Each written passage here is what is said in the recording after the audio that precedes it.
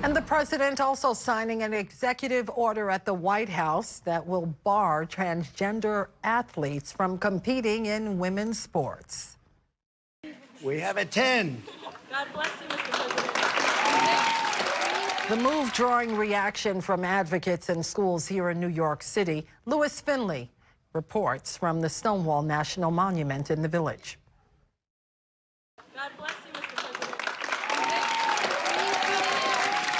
President Donald Trump on Wednesday, surrounded by dozens of girls and women, signing his executive order called No Men in Women's Sports. All of that ends today because with this executive order, the war on women's sports is over. This order is aimed at preventing transgender women from participating in female sporting events. The same Trump administration playbook that, saw a series of recent executive orders, all targeting transgender people. The announcement comes on National Girls and Women in Sports Day.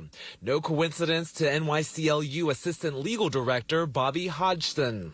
It is not a new law. It doesn't have the force of law.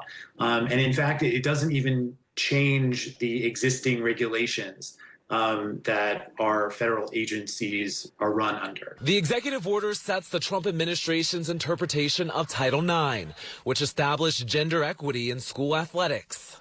New York Public Schools reacting to the announcement, saying in part, quote, "We welcome and champion every student at New York City Public Schools, and we believe that every student has the right to have their gender identity and gender expression recognized and respected.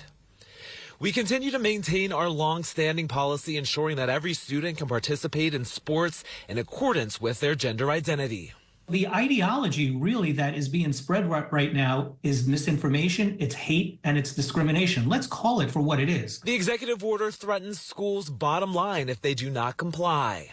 We're putting every school receiving taxpayer dollars on notice that if you let men take over women's sports teams or invade your locker rooms, you will be investigated for violations of Title IX and risk your federal funding. Founder of New York LGBT Network, David Kilmnick, says his group is ready to mobilize. We have to be, real intentional of uniting as a community, building local representation on our school boards, on our library boards, on our community boards.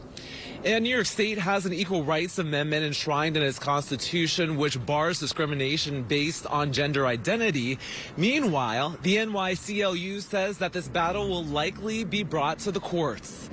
In Manhattan, Louis Finley, New York 1.